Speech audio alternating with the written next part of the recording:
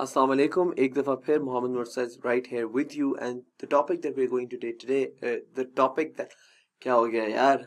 The topic that we are going to do today is Siratun Nabi sallallahu alaihi wasallam, the Holy Prophet sallallahu alaihi wasallam as a diplomat.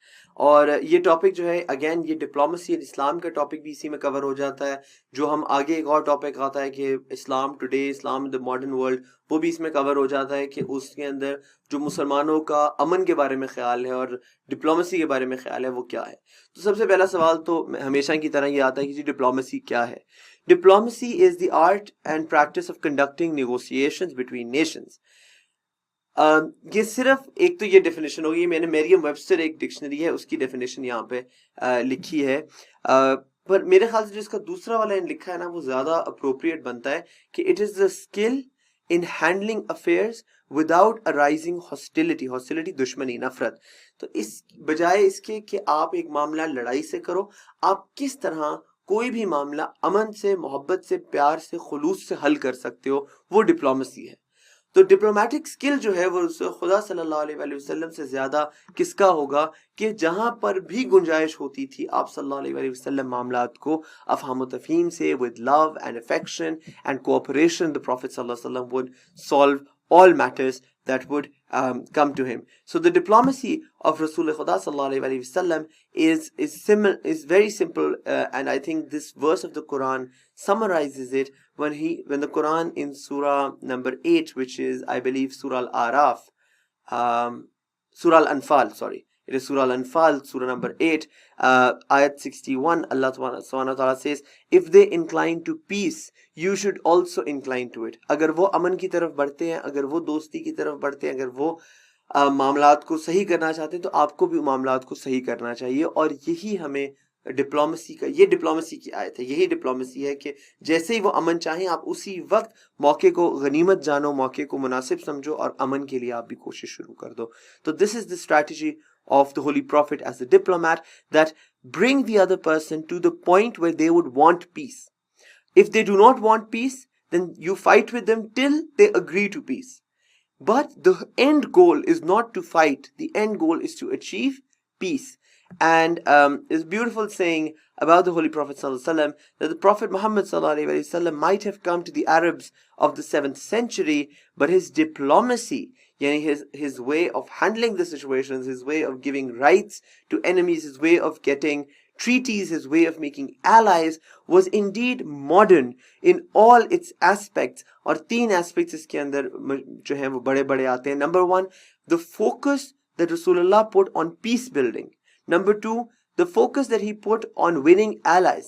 پہلا یہ ہے کہ امن ہو، دوسرا یہ ہے کہ allies بڑھیں، ہمارے دوست بڑھیں، اور تیسرا یہ ہے کہ collaboration ہو، یعنی کہ مختلف لوگ، دوست بھی دشمن بھی، بجائے اس کے کہ آپس میں ایک دوسرے کے ساتھ ان کی کشمکش رہے، ان کو مل کر ایک دوسرے کے ساتھ کولیبریٹ کر کر امن و امان جو ہے اس کو مینٹین رکھنا چاہیے. دس از ویری ٹف. ہم آج کی دنیا میں دیکھتے ہیں کتنی دفعہ انڈیا پاکستان اکٹھے بیٹھ کے کہتے ہیں جی ہماری دوستی ہو گئی، جی امن کی آشا ہو گیا، یہ ہو گیا، وہ ہو گیا، پھر کوئی نہ کوئی اس کے اندر لڑائی نکل آتی ہے. اس لڑائی کو ہینڈل کرنے کا جو طریقہ ہے وہ جنگ نہیں ہے. پچھلے 20 سال میں انڈیا پاکستان نے کتنی دفعہ ان کے حالات اچھے ہوئے ہیں، کتنی دفعہ خراب ہوئے ہیں. جنگ کتنی دفعہ ہوئی ہے؟ جنگ تو نہیں ہوئی. تو جب جنگ نہیں ہو رہی تو کیسے وہ حالات خراب ہوئے ہوئے حالات صحیح ہو جاتے ہیں؟ وہ ڈپلومسی ہے، وہ سفارت کاری ہے. اور وہ ہم نے سفارت کاری کا جو طریقہ ہے وہ رسول خدا سے ہم سیکھتے ہیں.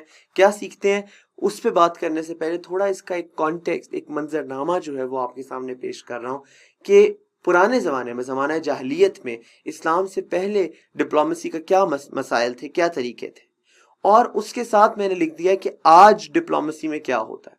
اسلام سے پہلے یہ تھا کہ قانون، جنگ کا کوئی قانون نہیں تھا. Everything is fair in love and war. There was no rule for war. There was no law that would restrain people in war. So there was no rules. The second one was there was no permanence of peace. اب کی دنیا میں مثلاً ہم imagine کرتے ہیں کہ جی امن ہی ہونا چاہیے. اس وقت ایسے نہیں ہوتا تھا. 30 سال تک جنگ چلتی تھی. وہ دیکھنے میں حالات بالکل نارمل ہیں، بالکل روٹین چل رہی ہے، کوئی لڑائی نہیں ہو رہی. پر آپ کی پوچھو گے تو وہ کہے گا جی ہماری فلاں قبیلے کے ساتھ پچھلے 20 سال سے جنگ چل رہی ہے. ان کے ہاں جنگ نارمل ہوتا تھا. یہ بات ایک کوئی اس میں عجیب بات نہیں ہوتی تھی کہ جی 30 سال سے جنگ ہے، 40 سال سے جنگ ہے، 3 نسلوں سے جنگ ہے. یہ نارمل بات تھی، ان کی زندگی اسی میں چلتی رہتی تھی جنگ کی حالت میں. اسلام سے پہلے یہ ہوتا تھا کہ نو پرماننس ٹو پیس، امن کی حالت جو ہے وہ پرماننٹ نہیں ہوتی تھی بلکہ جنگ کی حالت پرماننٹ ہوتی تھی. تیسری مسئلہ تھا وہ تھا کلیکٹیو سیکیورٹی نہیں ہوتی تھی. کلیکٹیو سیکیورٹی یہ بولتے ہیں کہ 10 15 20 لوگ اکٹھے ہو کے، آئی آر کا کانسیپٹ ہے، جو لوگ آئی آر پڑھ رہے ہیں انہوں نے یقیناً پڑھا ہوگا کہ 10 15 لوگ اکٹھے ہو کے بیٹھے اور وہ فیصلہ کریں کہ جی ہم سب ایک دوسرے کی مدد کریں گے. اگر ہم میں سے کسی ایک پر حملہ ہوتا ہے تو ہم سب جو ہے وہ اس کا دفاع کریں گے. یہ بڑا مشکل طریقہ ہے. آپ خود سوچو، اگر آپ اور آپ کے 5 6 دوست ہیں تو آپ کے دوست کو کوئی آ کر کچھ کہتا ہے، اب آپ تو اچھے ہو تو آپ تو کہو کہ میرے دوست کو کہہ رہا ہے تو اس کا مطلب ہے کہ میرے دوست پہ حملہ میرے پہ حملے کے برابر ہے. پر اگر سامنے سے بہت سے لوگ بندوقیں لے کے آ جائیں تو پھر کون اپنے دوست کی مدد کرے گا کہ یار اس کو کوئی گولی نہ مارے، میں ساتھ کھڑا ہو جاتا ہوں اس کے. لوگ ایسے نہیں کرتے. کلیکٹیو سیکیورٹی بڑی مشکل ہوتی ہے. اور پہلے بھی یہی تھا کہ اگر 4 5 قبیلوں نے مل کر فیصلہ کیا ہے کہ ہم ایک دوسرے کی مدد کریں گے، جب کسی قبیلے کے ساتھ جنگ ہوتی تھی تو باقی سارے لوگ بھاگ جاتے تھے. تو جو کلیکٹیو سیکیورٹی کا کانسیپٹ ہے یہ نہیں تھا. چوتھا ہے لٹل کولیبریشن. مختلف قبیلے ایک دوسرے کے ساتھ مل کر معاہدے کر کے اکٹھے کوئی پروجیکٹ نہیں کرتے تھے. ایسا مسئلہ نہیں تھا کہ اگر ایرانی حملہ کر رہے ہیں تو سارے عرب اکٹھے ہو جائیں کہ جی ہم مل کے اس کے خلاف لڑیں گے. نہیں، وہ ایرانی جس قبیلے پہ حملہ کرتے، یا جو اس وقت دوسرے تھے یہ یونانی جو تھے، آپ کی ایسٹرن رومن ایمپائر تھی، بیزنٹائن جو رومی تھے، رومی جہاں پہ حملہ کرتے تھے وہاں کے لوگ صرف ان سے لڑتے تھے. ایسا نہیں تھا، کولیبریشن نہیں تھی کہ اگر انہوں نے حملہ کیا تو سارے مل کر اس کے خلاف دیوار بناؤ یا اس کے خلاف کوئی ایفرٹ کرو. یہ طریقہ نہیں تھا. اور آخری بات یہ ہے کہ ریال پالیٹک بہت زیادہ تھی اور بہت کامن تھی. ریال پالیٹک کہتے ہیں مطلب پرست سیاست کو. Realpolitik is when you feel that in real life your politics needs to be without principles. That is called realpolitik. And before Islam there was something called realpolitik. Was very common. معاہدہ کر کے مکر رہے ہیں، وعدہ کر کے وعدہ توڑ دیتے تھے، کسی کو پناہ دے کر اسی کو لوٹ لیتے تھے. اس طرح کے مسائل جو ہے ریال پالیٹک کے اس زمانے میں بہت زیادہ تھے. اس کے مقابلے میں جب ہم آج دیکھتے ہیں تو ہم دیکھتے ہیں کہ آج وار جو ہے اصولاً انٹرنیشنل لا کے مطابق ریگولیٹ ہوتی ہے. امن جو ہے یہ نیچرل سٹیٹ ہے. امن جو ہے اس کو اسیوم کیا جاتا ہے کہ عام طور پہ حالات پر امن ہی ہوں گے. جب تک اعلان جنگ نہ ہو تب تک ہم کہتے ہیں کہ امن ہے.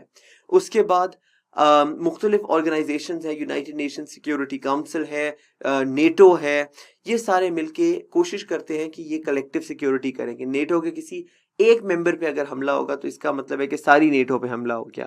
یا اگر کسی 2 ملک آپس میں لڑ رہے ہیں جس میں ایک ملک دوسرے کے ساتھ زیادتی کر رہا ہے تو یونائٹڈ نیشن سیکیورٹی کاؤنسل وہاں پر آئے گی اور اس جنگ کو رکوانے کی کوشش کرے گی. اس کے بعد کولیبریشن جو ہے وہ اب بہت زیادہ ہے. آپ دیکھتے ہو یو این کے فورمز ہیں، دوسرے فورمز ہیں، ہمارے ہاں پاکستان کا دیکھیں سارک ہے، ایس سی او ہے، اس طرح کے مختلف فورمز ہیں. تو اب ہمارے ہاں کولیبریشن کا کانسیپٹ بھی ہے. اور آخری چیز یہ ہے کہ ریال پالیٹک آج کل ہوتی ہے. مودی، ٹرمپ، اسرائیل والے یہ ریال پالیٹک کرتے ہیں، چائنا والے یہ ریال پالیٹک کرتے ہیں. مگر ریال پالیٹک کرتے بھی جو ہے وہ بھی اس کو کہتے برا ہے. ریال پالیٹک کو برا سمجھا جاتا ہے، حالانکہ لوگ اس کے اندر پھر بھی حصہ لیتے ہیں. تو اب یہ جو میں نے آپ کو آج کی چیزیں بتائیں کہ ریال پالیٹک ہوتا ہے پر فراؤنڈ اپون، اور یو این وغیرہ ہے، کلیکٹیو سیکیورٹی ہے، کولیبریشن ہے، تو اس کے مطابق اب آپ تیسری جو چیز دیکھیں وہ یہ دیکھیں کہ اسلام نے جو سسٹم دیا وہ زمانہ جاہلیت کے سسٹم سے کتنا مختلف ہے اور آج کے سسٹم کے کتنا قریب ہے. پہلی چیز، اسلام نے بھی لا کو ریگولیٹ کیا. اسلام نے کہا not everything is fair in war. War needs to have a law. The law of war in Islam جو ہے وہ اسلام نے دیا ہے. دوسری چیز، اسلام نے بھی امن کے اوپر فوکس کیا اور کہا ہے کہ نہ صرف یہ کہ امن should be assumed بلکہ there should be constant effort to make sure that peace is prolonged. امن جو ہے وہ زیادہ سے زیادہ دیر تک رہتا ہے. تیسری چیز، collective security of all humans. ہر انسان کی حفاظت کرنا مسلمان حکومت کی اور مسلمانوں کی ذمہ داری ہے.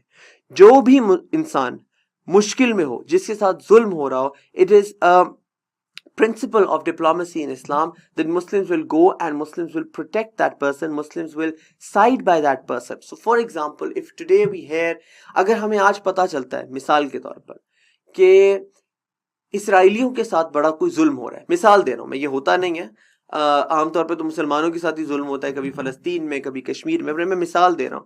اگر ہمیں پتہ چلتا ہے کہ امریکیوں کے ساتھ یا اسرائیلیوں کے ساتھ یا ایرانیوں کے ساتھ یا انڈینز کے ساتھ یا چائنیز کے ساتھ یا رشینز کے ساتھ یا سعودیوں کے ساتھ یا ایتھیوپین کے ساتھ یا ساؤتھ افریقن کے ساتھ, برازیلینز کے ساتھ, فرینچ کے ساتھ, جرمنز کے ساتھ, کسی کے ساتھ بھی ظلم ہو رہا ہے, دنیا میں ظلم ہو رہا ہے, تو اسلامک ڈپلومیسی ہے کہ مسلمان ملک, مسلمان لوگ جو مظلوم ہے اس کا ساتھ دیں گے. This is a rule of diplomacy in Islam, that you will always collectively try and secure all human interests.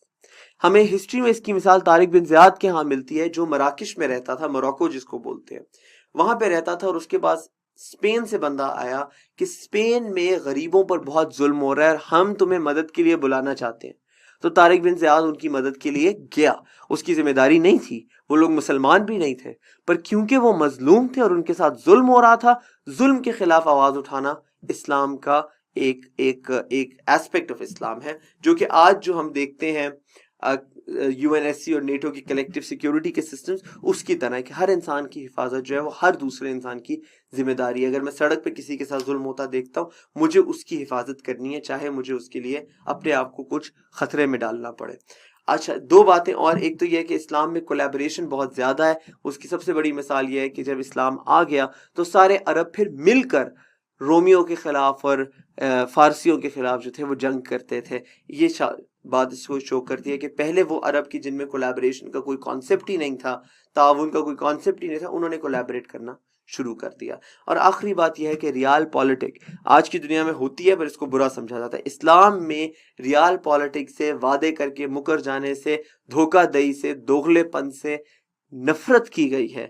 Real politics has been abhorred and it has been forbidden. Muslims are not allowed to make promises that they will not keep, to sign treaties that they will break. Muslims are not allowed to do this. This is the law of diplomacy in Islam. With this, we will now move to the second part of our topic in next class. Inshallah, see you next time.